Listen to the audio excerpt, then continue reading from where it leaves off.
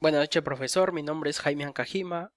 Voy a continuar con lo que es la exposición o hablar sobre mi tema del capítulo uno, que es teoría de los sistemas jurídicos. Por cada sistema jurídico, pues se entiende que es un conjunto de normas jurídicas, actitudes e ideologías vigentes en un país sobre lo que es el derecho, ¿no?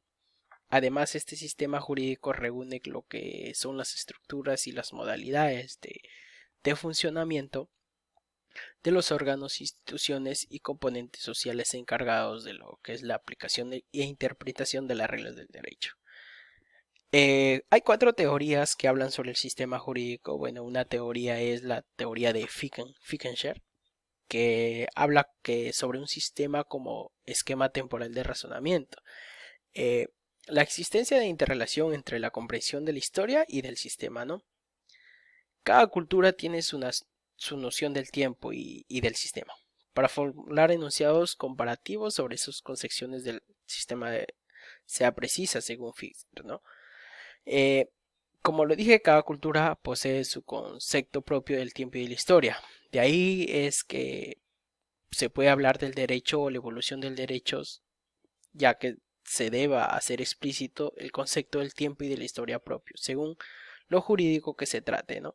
Tras un repaso de un buen número de teorías filosóficas de la historia, constata Fickenshire que ni las que se basan en afirmar la existencia de un plan histórico previo que determina la evolución, ni las que niegan, así como las modernas teorías de la historia, ¿no? Se plantean un problema equiparable a esto que parte la multiplicidad de concepciones de la historia y del sistema de indicaciones válidas al respecto, ¿no? Ya que ofrecen, por ejemplo, el derecho comprado o la antropología jurídica, pero se entiende a primero que mediocramente la perspectiva de la historia, el tiempo, el sistema racional, etc., mediante bajo esta óptica, entre otras culturas, ¿no? La otra teoría se podría decir la teoría de Peine, que trata a un sistema jurídico como un sistema de fines. Se interesa por este sistema jurídico en tanto que un sistema dogmático al que se ligan concretas consecuencias jurídico. El concepto de este sistema que busca no viene determinado de prioridad, ¿no? Y lo único modo de conocer la estructura de ordenamiento jurídico es mediante su configuración, o no como sistema, mediante un análisis del contenido de las normas que establecen las condiciones de validez de otras normas jurídicas. Eh, por lo demás, la ciencia del derecho tiene un carácter sistemático. No sigue que el material con el que trabaja contenga también un buen sistema. Peine busca un concepto general de un sistema para, una vez que posea, ver cómo encaje en el derecho, ¿no? Ser parte, por tanto, de la idea en la que se busca un concepto de sistema que no tiene por qué ser específico del derecho, pues la ciencia jurídica es una parte de la ciencia general. La otra teoría de Canaris habla sobre un sistema jurídico como sistema de principios generales, pues Canaris comienza también por buscar las notas que definen el concepto general de lo que es un sistema, para considerar a continuación su encarnación jurídica, ¿no? Concluye que también son dos notas que aparecen en todas las definiciones generales. El sistema que examina por lo que serían caracteres equívocos de un sistema, ya sea unidad y orden. En el campo del derecho, estas notas también corresponden a lo que es la consecuencia valorativa y unidad interna de un ordenamiento jurídico, que son requisitos importantes en toda ciencia del derecho, que se pretenda automáticamente científica, ¿no? También serían consecuencias del propio y de igualdad de la tendencia generalizadora de la justicia, lo cual es para Canaris lo mismo que decir que son consecuencias de la misma idea del derecho. En función, pues el sistema de la ciencia del derecho sería la de mostrar y realizar esas ideas de consecuencia valorativa y unidad interna del ordenamiento. La cuarta teoría y pues última, la teoría de Luhmann, sistema jurídico como sistema autorreferencial, ¿no? Exponer como todos sus presupuestos teóricos y todas sus implicaciones de la teoría, ¿no?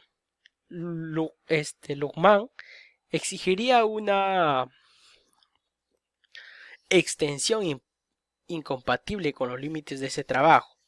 De ahí que optemos por resumir solamente el todo como su teoría aparecer reflejada en todos sus trabajos más recientes y significativos por nuestro tema.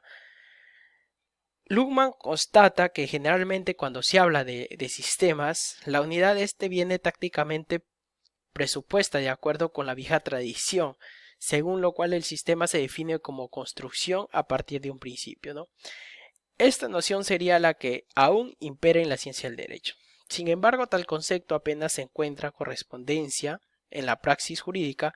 Para Luhmann, ello explicaría el derecho de que la doctrina reciente hayan perdido importancia las teorizaciones en torno a la unidad del sistema jurídico, para fijarse más en la cuestión del método y la técnica de sistematización. Hables un breve resumen sobre los 4 teorías del sistema. Ahora vamos a ver los tipos de sistemas jurídicos actuales. Bueno, el sistema del derecho continental o civil, hablamos sobre el sistema de derecho anglosajón o como law, el sistema de derecho cuesentudinario y el sistema de derecho religioso. Bueno, no obstante, el sistema jurídico pues, de cada país siempre va a representar variaciones o bien integra ciertas instituciones de otros sistemas. Existen también pues, numerosos países que tienen un sistema jurídico mixto. El derecho entendido como conjunto de normas, conductas derivadas del poder público, impuestas por él y distintas de las religiosas morales y de uso social, es un producto pues de la concepción racionalista de la vida, propia del occidente europeo de Grecia. Existe una vasta pluralidad de ordenamientos jurídicos, pues cada uno con sus características propias, que son el fruto de la historia y de las condiciones políticas, económicas y sociales del país en las que se pueden aplicar, ¿no? Sin embargo, dentro de esas pluralidades es posible encontrar ciertas afinidades entre los diversos derechos y agruparlas en un número relativamente reducido de sistemas. Esas afinidades nacen que la historia jurídica de distintos países o su ordenamiento económico-social son comunes y en consecuencia entre sus derechos respectivos se mantienen en términos generales notables semejanzas que permiten pues agruparlos dentro de un sistema. Los derechos que no son más comunes pertenecen al mundo occidental. Todos ellos tienen un común, una sección secularizada, no religiosa, ¿no? El derecho que aparece como un conjunto de normas estrictamente jurídicas y distintas de las morales y de los usos sociales, ¿no? En estos derechos, pues de raíz occidental se pueden distinguir 3 sistemas: romanístico, anglosajón y socialista.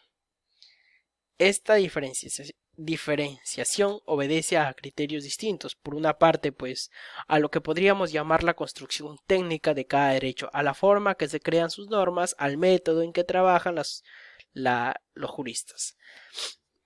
Por otro lado, hay que tener en cuenta los distintos modelos sociales a que también sirve un derecho, ¿no? Los principios socioeconómicos que los inspiran. En este aspecto, habría que distinguir entre derechos capitalistas y derechos socialistas. Conjugando ambos criterios, se obtiene la clasificación aquí aceptada, ¿no? Que comprende a un lado los derechos capitalistas en sus 2 grandes variables técnicas, los sistemas romanísticos y anglosajón, y por otro lado el sistema socialista, que desde el punto de vista técnico es afín al romanismo, ¿no? Explicamos brevemente lo que son los sistemas jurídicos. Tenemos el derecho civil o common law, que se rige pues por un derecho codificado basado en las leyes, predomina en Europa y América Latina. El otro derecho es el derecho anglosajón o common law. Bueno, se rige por la jurisprudencia. Esa es su principal característica, que es la jurisprudencia. Antiguos vienen de las antiguas colonias inglesas y Canadá, India y Australia.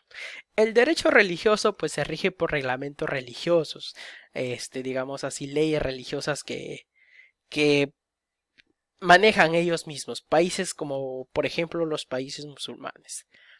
El derecho consuetudinario pues se rige por costumbres no escritas, costumbres que vienen de generación en generación. Por ejemplo, tenemos la Mongolia, el SRI y la Anka. El sistemas híbricos es otro sistema que se rige por el Civil Law y el Common Law. Está prácticamente relacionado. Esto se da en Japón, en Sudáfrica, en Tailandia y Israel. A continuación, mi compañero continuará con el capítulo 2. Buenas noches, soy el alumno segundo Portocarrero Alba. En esta ocasión me toca presentar lo que es sistema jurídico peruano. Eh, a pesar de todos los sucesos que han acontecido en el Perú, este ha ido evolucionando en diversos sectores.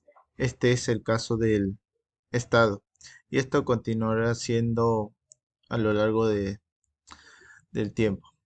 Diversos acontecimientos puntuales marcan periodos de la evolución del Perú y hacemos referencia a diversos factores generales del- desde el punto de vista jurídico y político. Desde este punto hacemos una descripción desde su actualidad para poder apreciar el sistema jurídico y resaltar algunas partes. Podemos decir que el sistema peruano es un sistema híbrido, ya que tiene influencias como del common law y de los romanistas, y también de algunas corrientes del derecho español, francés y musulmán. Estos se han ido incorporando a lo largo de la historia, ya que el Perú ha pasado por periodos de democracia y dictadura. Y podemos resaltar que el Perú es un país muy famoso, ya que ha ido implementando el romanismo. Esto ha sido desde su independencia. A través de esto, el Perú es un ejemplo para todos los sistemas romanos tradicionales.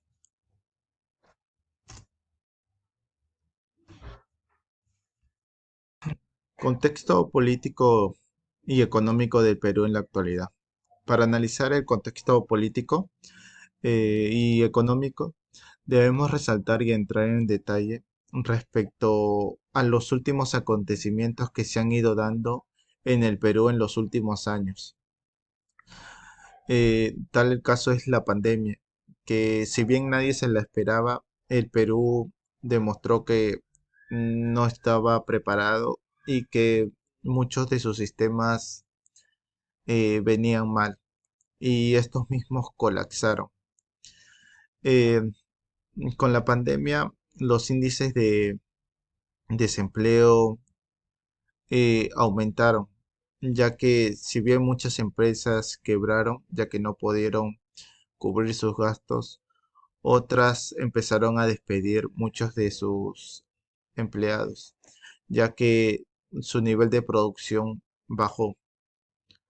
Ahora, esto generó que el índice de pobreza aumentara y también el índice de informalidad, ya que al ser despedidos muchos trabajadores buscaron otros medios para poder subsistir. El ámbito político no era muy prometedor, ya que eh, si bien no había un apoyo del Congreso al presidente, con las nuevas elecciones tampoco se mejoraron las cosas, ya que el choque de dos ideas que se contraponen, tales son sus representantes que fueron Keiko Fujimori y Pedro Castillo, llenaba de incertidumbre tanto a la población como a los mismos inversionistas, ya que si bien Keiko Fujimori contaba con el apoyo una gran parte de la población limeña. Pedro Castillo era el representante de un grito desesperado de muchos pobladores que se sintieron abandonados por el Estado en la pandemia. Ahora, al ganar Pedro Castillo, muchos inversionistas se abstenieron de poder invertir, ya que muchas de las ideas o de lo que buscaba Pedro Castillo no era muy claro. Y ahora, con el pedido de vacancia al presidente, esto genera que más incertidumbre para la población, ya que no se sabe para dónde va a ir el Perú, ya que solo están buscando lo que sería quién va a tener el poder de Perú y buscar sus intereses. No se preocupan por lo que es la población y esto genera que la economía empiece a decaer y tanto la devaluación del sol peruano genera que las cosas empiecen a aumentar y no hay un buen futuro a la vista para el Perú.